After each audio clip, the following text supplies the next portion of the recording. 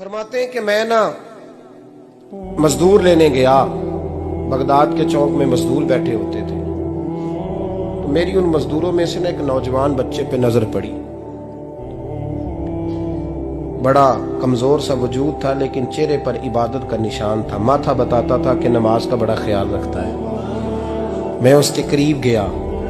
चेहरे भी बड़ा कुछ बताते हैं ना, चेहरों में भी बड़ी रानाई होती है। फरमाते हैं मैं करीब गया, मैंने उसको कहा बेटे मजदूरी करोगे? तो कहने लगा मजदूरों में बैठा हूं तो हुजूर मजदूरी के लिए ही तो बैठा हूं। तो मैंने कहा कि चलो फिर। कहने लगा नहीं मेरी कुछ शर्तें।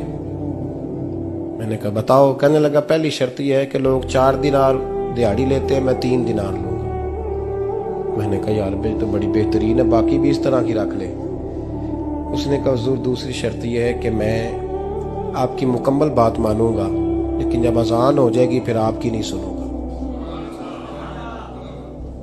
तीसरी बात उसने ये की कि हुजूर मैं आपके घर में काम करूंगा पर आपके किसी सवाल का जवाब नहीं दूंगा।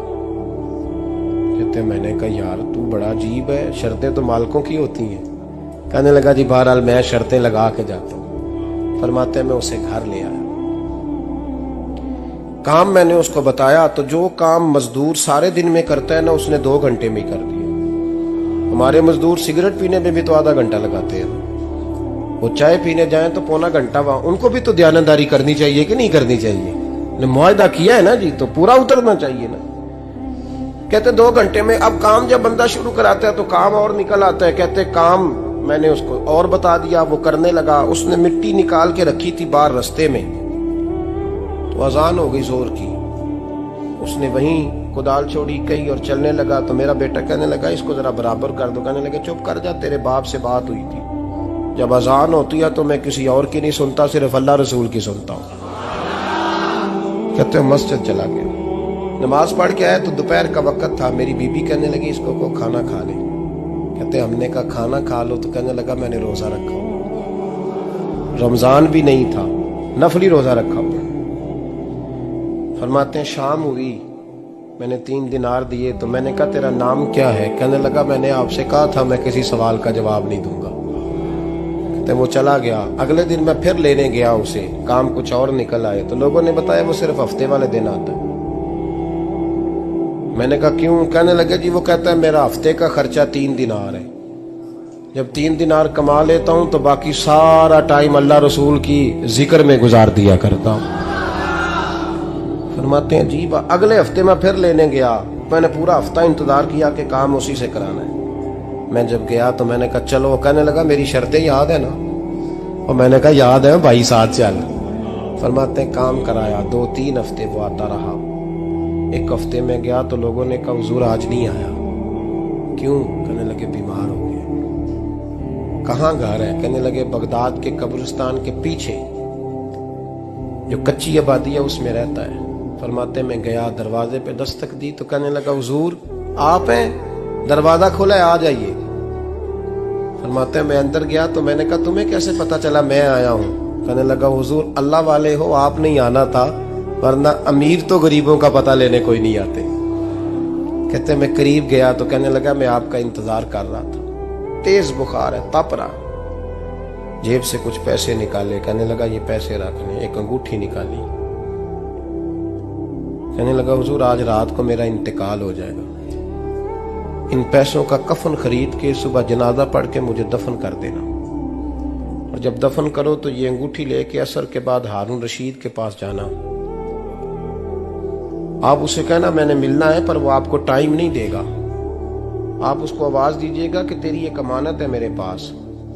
फिर वो आपसे मिलेगा तो अंगूठी दे दे, फिर आप मेरी तरफ से फारिग हैं। हजरत फरमाने लगे तेरा नाम? और कहने लगा हुजूर वक्त थोड़ा है, आज रात मैंने जाना है, बड़ी लंबी माफी मांगनी है रब करीम से, अगर मुनासिब समझे तो मुझे अपने रब से तन्हाई कर देने। फरमाते हैं मैं आ गया पर उसकी बातों ने मुझे सारी रात सोने नहीं दिया। फरमाते हैं सुबह बड़ी मुश्किल से सूरज निकला, मैं गया दरवाजे पे हाथ रखा तो दरवाजा खुला हुआ था। अंदर दाखिल हुआ तो खुशबुएं मेरा इस्तकबाल कर रही थी। जब चेहरे से कपड़ा हटाया तो उसका तो इंतकाल हो चुका। इंतकाल हो चुका है, ऐसे जैसे किसी का दीदार करके सोया। कहते मैं तो 2 आदमी ले गया था जनाजे पे, पर पता नहीं दुनिया किधर किधर से आई, कहां कहां से। अखां जदों मीटियां जमाना मैनू रोवेगा, अपना ते अपना बेगाना मैनू रोवेगा। फरमाते हैं मैं तो 2 बंदे ले गया था, पर पता नहीं मखलूक कहां कहां से आई। जनाजा पड़ा, दफन किया। हारून रशीद के पास में असर के बाद गया, मैंने बुलाना चाहा पर बादशाह था, मेरी तरफ देखा ही नहीं। मैंने उसको कहा तेरी एक अमानत मेरे पास है। फरमाते हैं वो मुझे कोने पे ले गया, क्या बात है, कमरे में बुलाया, मैंने अंगूठी दी। हारून रशीद तो चीखे मारने लगा, कहने लगा अंगूठी वाला कहाँ है?